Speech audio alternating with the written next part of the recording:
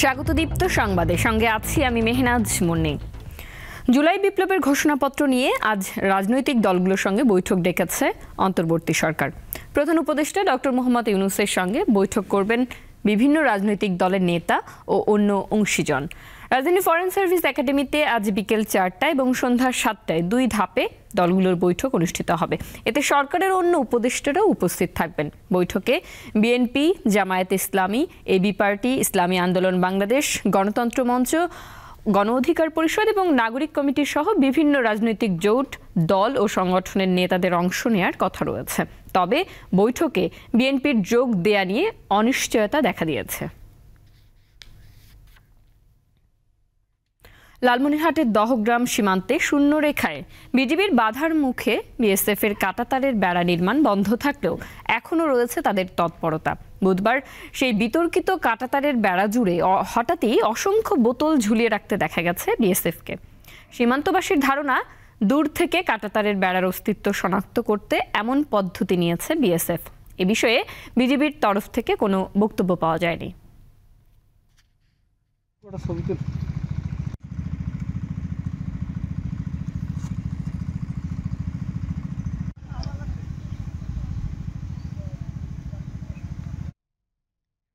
হিমেল বাতাস আর কনকনে ঠান্ডায় কাহিল উত্তরের জনজীবন। সপ্তাহ জুড়ে 8 হতে 10-এর মধ্যে ওঠানামা করছে পঞ্চগড়ের তাপমাত্রার পারদ। বলছে মৃদু শৈত্যপ্রবাহ। মধ্যরাত থেকে ঘন কুয়াশায় ঢেকে থাকছে পুরো এলাকা। দিনাজপুরের ভোর থেকে ঘন কুয়াশায় ঢাকা পড়ছে। কনকনে ঠান্ডা অনুভূত হচ্ছে। জনজীবন বিপর্যস্ত হয়ে পড়েছে। হাসপাতালগুলোতেও বাড়ছে ঠান্ডাজনিত রোগীর সংখ্যা। নওগাঁর তাপমাত্রা আশঙ্কাজনকভাবে কমেছে। তাপমাত্রা আবার 11 ডিগ্রির ঘরে নেমে এসেছে। সকাল 6টায় কুড়িগ্রামের সর্বনিম্ন তাপমাত্রা 12 ডিগ্রি সেলসিয়াস পরিমাপ করেছে রাজারহাট আবহাওয়া পর্যবেক্ষণ কেন্দ্র। সন্ধ্যার পর থেকে সকাল পর্যন্ত কুয়াশার সাথে তীব্র ঠান্ডা অনুভূত হচ্ছে।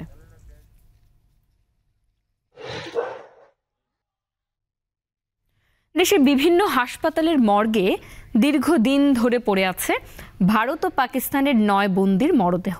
এর মধ্যে 8 জনই ভারতীয়। নানা জটিলতায় মরদেহগুলো হস্তান্তর করা যাচ্ছে না বলে জানিয়েছে কর্তৃপক্ষ। টানা 3 বছর ধরে ভারত ও পাকিস্তানের 9 বন্দির মরদেহ দেশের 3 হাসপাতালের হিমঘরে পড়ে আছে। এর মধ্যে ঢাকা মেডিকেল কলেজ হাসপাতালের 6, শরীয়তপুর সদর হাসপাতালের 2 আর একজনের মরদেহ আছে খুলনা মেডিকেল কলেজ হাসপাতালের হিমঘরে। শরীয়তপুর সদর হাসপাতালের হিমঘরে থাকা 2 ভারতীয় নাগরিকের একজন বাবুল সিং ও অন্যজন সতেন্দ্র কুমার। মরদেহ দুটির নিরাপত্তায় আছেন 2 কারারক্ষী ও হাসপাতালের 1 ডোম। এই যে ভারতের 2টা লাশ, এই যে নাম জেলখানার, এই যে রাখা তুই মনে করেন যে 2 বছরের মতন হয়ে যাইতেছে। এই যে লাশ দুটার লেগে আমাকে অসুবিধা, যাইতে 3-4বার দেখতে হয় লাশটারে। এই দুটার ভিতরে আমাকে তো লাশ এই দেশে লাশ রাখতে পারি না, এই জন্য লাশালারা আমাদের সাথে অনেক রাগারাগি করে। এই হাসপাতালে মোট 4টি মরদেহ রাখার ব্যবস্থা রয়েছে। 2টি মরদেহ দীর্ঘদিন পড়ে থাকায় বেকায়দায় পড়েছে হাসপাতাল কর্তৃপক্ষ। কন্টিনিউয়াস এই যে বিদ্যুৎ খরচ হচ্ছে, প্লাস এই যে টাকাগুলা কারা কর্তৃপক্ষ তাদেরও বরাদ্দ থাকে না, এগুলো আইনা দেওয়া একটা জটিলতা সৃষ্টি হয়। গত 2 বছরে হিমঘর বাবদ খরচ হয়েছে প্রায় 24 লাখ টাকা। এর মধ্যে কারাগার কর্তৃপক্ষ পরিশোধ করেছে 9,70,000 টাকা। বকেয়া আছে 14 লাখ টাকা। ভারতীয় হাইকমিশনের পক্ষ থেকে এটার কোনো ব্যবস্থা নেওয়া হচ্ছে না। যতদিন পর্যন্ত এই ব্যবস্থা না নেওয়া হবে ততদিন তো এটার কোনো সুরাহা হচ্ছে না। আমরা চাচ্ছি এটা দ্রুত একটা ব্যবস্থা হোক। লাশ হস্তান্তরের বিষয়টি যেহেতু এখানে আন্তঃরাষ্ট্রীয় বিষয়, এই বিষয়ে সংশ্লিষ্ট ঊর্ধ্বতন কর্তৃপক্ষের সাথে যোগাযোগ করে এই দুটো লাশ হস্তান্তরের বিষয়ে কি করণীয় সেটা আমরা যত দ্রুত সম্ভব আমরা নিষ্পত্তি করার চেষ্টা করব। অবৈধ অনুপ্রবেশের অভিযোগে গত 2 বছরে শরীয়তপুরে আটক হয়েছে 22 ভারতীয় নাগরিক। বর্তমানে জেলার কারাগারে বন্দী আছে 4 নারী সহ 20 জন। দীপ্ত, বার্তাকক্ষ। এবার আন্তর্জাতিক প্রসঙ্গ। 15 মাসের নজিরবিহীন হামলায় 46,000 ফিলিস্তিনি প্রাণহানির পর অবশেষে কাঙ্ক্ষিত যুদ্ধবিরতিতে সম্মত হয়েছে ইসরায়েল ও হামাস। কাতারের দোহায় স্থানীয় সময় বুধবার যুদ্ধবিরতির চুক্তিতে 2 পক্ষ ঐক্যমত্যে পৌঁছায় বলে জানিয়েছে আন্তর্জাতিক গণমাধ্যম। তবে যুদ্ধবিরতি চুক্তির মধ্যেও গাজা ইসরায়েলি বর্বরতা অব্যাহত রয়েছে। এতে প্রাণ গেছে 30 জনের। 15 মাসের নজিরবিহীন হামলায় 46,000 ফিলিস্তিনির প্রাণহানি, তাই এ আনন্দ যেন আর বাঁধ মানছে না। একের পর এক বৈঠক, বিশ্ব নেতাদের কথার লড়াই আর আশ্বাসের ফুলঝুরি, এরপরও হতাশাই ছিল যেন সঙ্গী। তবে এবার ব্যর্থতার বৃত্ত ভেঙে উকি দিল আশার আলো। আগামী রোববার থেকে কার্যকর হবে ইসরায়েল ও হামাসের মধ্যে যুদ্ধবিরতি। চুক্তি অনুযায়ী জিম্মি ও বন্দীদের মুক্তি দেয়া হবে। এক্ষেত্রে মধ্যস্থতা করছে কাতার ও মিশর। আশার আলো দেখছেন নবনির্বাচিত মার্কিন প্রেসিডেন্ট ডোনাল্ড ট্রাম্পও। আর বাইডেন প্রশাসন জানিয়েছে শান্তি ফেরাতে কাজ চলছে দলবদ্ধভাবে। স্থানীয় সময় বুধবার কাতারের প্রধানমন্ত্রী শেখ মোহাম্মদ বিন আব্দুল রহমান বিন জসিম আল থানি সংবাদ সম্মেলনে জানান, চুক্তি অনুযায়ী প্রথম ধাপে 6 সপ্তাহের মধ্যে বেশ কয়েকজন বন্দীকে মুক্তি দেওয়ার পাশাপাশি গাজা থেকে ইসরায়েলি সেনা প্রত্যাহার করা হবে। 15 মাসের এই ভয়াবহ যুদ্ধ বন্ধ হওয়ার খবরে সর্বস্ব হারানো গাজাবাসী উল্লাসে ফেটে পড়েন। যুদ্ধে অবরুদ্ধ উপত্যকাটির প্রায় প্রতিটি পরিবারের এক বা একাধিক সদস্য প্রাণ হারিয়েছেন। আনন্দের বন্যা বইছে তেল আবিবেও। হারানো স্বজনকে একটু দেখার সম্ভাবনা তৈরি হওয়ায় খুশিতে রাস্তায় নেমে আসেন হাজার হাজার ইহুদি। গাজায় যুদ্ধবিরতি চুক্তি আরও আগে দরকার ছিল বলে মত প্রকাশ করেছেন বিশ্ব নেতারা। তবে দেরিতে হলেও শেষ পর্যন্ত হয়েছে, এতেই স্বস্তি প্রকাশ করেছেন তারা।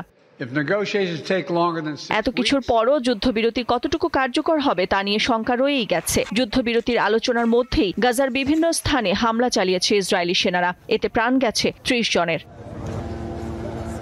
নাদিরা জাহান, দীপ্ত, বার্তা কক্ষ। যুক্তরাজ্যের অর্থ মন্ত্রণালয়ের অর্থনীতি বিষয়ক মিনিস্টার টিউলিপ সিদ্দিকের পদত্যাগ ঘিরে প্রশ্নের মুখে পড়েছেন দেশটির প্রধানমন্ত্রী কিয়ার স্টারমার। স্থানীয় সময় বুধবার বিষয়টি পার্লামেন্টে তোলেন বিরোধী দল কনজারভেটিভ পার্টির প্রধান কেমি বেইডনক। টিউলিপকে ঘিরে ওঠা বিতর্কের প্রসঙ্গ টেনে পার্লামেন্ট অধিবেশনে বক্তব্যে বাংলাদেশের অন্তর্বর্তী সরকারের প্রধান উপদেষ্টা অধ্যাপক মোহাম্মদ ইউনুসের দেয়া বক্তব্যের প্রসঙ্গ টেনে আনেন বেইডনক। বলেন, নোবেলজয়ী মোহাম্মদ ইউনুস বলেছেন সাবেক সিটি মিনিস্টারকে উপহার দেয়া লন্ডনের সম্পত্তি ফ্ল্যাট লুটপাটের অর্থে কেনা হতে পারে। জবাবে প্রধানমন্ত্রী স্টারমার বলেন, সাবেক সিটি মিনিস্টার নিজের বিষয়টি স্বাধীন উপদেষ্টা লাউরি ম্যাগনাসের কাছে তুলে ধরেছেন। উপদেষ্টা এখনো কোনো অনিয়ম পাননি বলে জানান স্টারমার। যুক্তরাষ্ট্রে বিপজ্জনক গোষ্ঠী শাসন প্রতিষ্ঠিত হচ্ছে বলে সতর্ক করেছেন দেশটির বিদায়ী প্রেসিডেন্ট জো বাইডেন। স্থানীয় সময় বুধবার হোয়াইট হাউসের ওভাল অফিস থেকে জাতির উদ্দেশ্যে প্রেসিডেন্ট হিসেবে বাইডেন বিদায়ী ভাষণ দেন। বলেন, বিপুল সম্পদ, ক্ষমতা, প্রতিপত্তি নিয়ে একটি গোষ্ঠীর শাসন প্রতিষ্ঠিত হতে যাচ্ছে। এটি দেশের অভ্যন্তরীণ গণতন্ত্রের জন্য হুমকি। জনগণের মৌলিক অধিকার ও স্বাধীনতা রক্ষার জন্য সবাইকে এগিয়ে যেতে হবে। মার্কিনদের মধ্যে ভুল তথ্য ছড়িয়ে দেয়া হচ্ছে বলে সতর্ক করেছেন জো বাইডেন। গণমাধ্যমের স্বাধীনতাও খর্ব হচ্ছে বলেও জানিয়েছেন তিনি।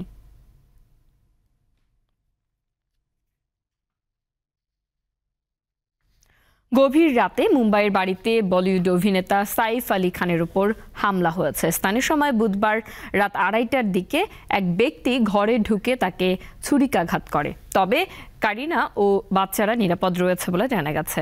সাইফ আলী খান আহত হলেও আশঙ্কামুক্ত বলে জানিয়েছে হাসপাতাল কর্তৃপক্ষ। ভারতীয় বিভিন্ন গণমাধ্যম জানায়, চুরির উদ্দেশ্যে সাইফ আলী খানের বাড়িতে ঢুকে হামলা করা হয়। হামলার সময় বাড়ির 3 জন কর্মী উপস্থিত ছিলেন। তাদের মধ্যে একজন আহত হয়েছে। পুলিশ তাদের জিজ্ঞাসাবাদ করছে। এরই মধ্যে ঘটনার তদন্ত শুরু করেছে পুলিশ। বান্দ্রা থানায় মামলা দায়ের করা হয়েছে।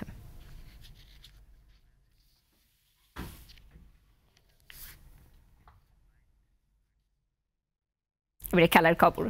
2 দিনের বিরতি শেষে আজ আবারও মাঠে গড়াচ্ছে বিপিএল। এবারে ভেন্যু বন্দরনগরী চট্টগ্রাম। দুপুর 1:30টায় প্রথম ম্যাচে পয়েন্ট টেবিলের তলানির দল ঢাকা ক্যাপিটালস খেলবে ফরচুন বরিশালের বিপক্ষে। সন্ধ্যা 6:30টায় ঘরের মাঠে খুলনা টাইগার্সদের আতিথ্য দেবে চিটাগং কিংস। চিটাগং কিংস নিয়ে আলোচনা কম হয়নি। হেলমেট কাণ্ড নিয়ে সমালোচনা শুরু, পরে কানাডিয়ান হোস্ট হয়ে সাকিব আল হাসান ইস্যু। দর্শকদের মুখে মুখে ছিল এই বিষয়গুলো। মিরপুরে হাট দিয়ে শুরু কিংসদের বিপিএল, পরে টানা 3 জয়ে টেবিলে এখন 2 নম্বরে মোহাম্মদ মিথুনের দল। 2013 সালে বিপিএল এর দ্বিতীয় আসরে রানার্স আপ হওয়া চাটগাইয়ারা চলমান আসরে নিজেদের প্রথম ম্যাচে হেরেছিল খুলনা টাইগার্সের বিপক্ষে। তৃতীয় পর্বে ঘরের মাঠে তাদেরকেই আতিথ্য দেবে চিটাগং। কোনো বিদেশিকে ছাড়া দল সাজানো খুলনা টাইগার্স 5 ম্যাচে 3 পরাজয়ে আছে টেবিলে 4 নম্বরে। স্কোয়াডের শক্তি বাড়াতে আসরে মাঝ পথে দলে ভিড়িয়েছে ইংলিশ ব্যাটার ডমিনিক পিটার সিবলিকে। আন্তর্জাতিক কোনো ওয়ানডে এবং টি-20 খেলার অভিজ্ঞতা নেই তার। ইংল্যান্ডের জার্সিতে 22টি টেস্ট খেলেছেন তিনি। টুর্নামেন্টে তলানির দল ঢাকা ক্যাপিটাল সিলেট পর্বে দুর্বার রাজশাহীকে হারানোটা যেন চৈত্রের কাক ফাটা জমিতে এক পশলা বৃষ্টির মতো। শাকিব খানে মালিকানাধীন দলটির নতুন যাত্রাটা একেবারেই যাচ্ছে তাই। টানা 6 ম্যাচ হেরে প্লে অফের আশা নেই বললেই চলে। ম্যাচ আমাদের জন্য প্রত্যেকটা ম্যাচই তো চেষ্টা থাকবে যে আমরা পুরো টুর্নামেন্টটা যে 5টা ম্যাচ আছে সেখানে ম্যাচ বাই ম্যাচ আমরা এগোবো। আসলে ডিফেন্ডিং চ্যাম্পিয়ন ফরচুন বরিশালের প্রতি প্রত্যাশার চাপ একটু বেশি দর্শকদের। ছন্দে আছেন তামিম ইকবাল, টান পাচ্ছেন মাহমুদুল্লাহ রিয়াদও, কিন্তু জাতীয় দলে মিস্টার ডিপেন্ডেবল মুশফিকুর রহিমের ব্যাট এখনো প্রত্যাশা পূরণে ব্যর্থ। কাইল মায়ার্স, ডেভিড মিলার কিংবা লঙ্কান ব্যাটার পার্থ নিশাঙ্কা নিজেদের সেরাটা দিচ্ছেন প্রতি ম্যাচেই। জয় দিয়ে চলমান আসর শুরু করা দলটি 5 ম্যাচে পরাজয় সংখ্যা 2টি, তাতে টেবিলে 3 নম্বরে রয়েছে ফরচুন। এখন পর্যন্ত স্যাটিসফাইড দেশিদের পারফরমেন্সে তারা ভালো করছে এবং তারা তাদের নির্দিষ্ট রোলে ভালো করছে এবং দেখবেন টপ 5-এ আমাদের প্লেয়াররা আছে। কিন্তু সিলেট পর্বের মতো চট্টগ্রামে খেলা হবে 12টি ম্যাচ। এখানে চূড়ান্ত হয়ে যাবে টুর্নামেন্টে play off line up. Mohammad Hasib, Deepto Sports. অনুশীলন বয়কট করার সাথে পারিশ্রমিকের কোনো সম্পর্ক নেই বলে জানিয়েছেন দুর্বার রাজশাহী ফ্র্যাঞ্চাইজির অপারেশন ইনচার্জ জায়েদ আহমেদ। গণমাধ্যমকে দেয়া এক ভিডিও বার্তায় তিনি জানান, আজকের মধ্যে সকল খেলোয়াড়দের পারিশ্রমিক দিয়ে দেয়া হবে। 16 জানুয়ারি পেমেন্ট দেয়া হবে। সো এটার সাথে প্র্যাকটিসের কোনো ইস্যু ছিল না। আমার পেমেন্টটা একটু ডিলে হয়েছে, টু বি ভেরি ফ্র্যাঙ্ক, এডুকেশনই বন্ধ। ওই জন্য ম্যানেজমেন্ট চিন্তা করেছে 25% পেমেন্টটা অন ক্যাশ হবে। আর পাশাপাশি আমরা আরেকটা এডিশনাল চেক দিয়ে দিব 25%, ইন টোটাল 50%।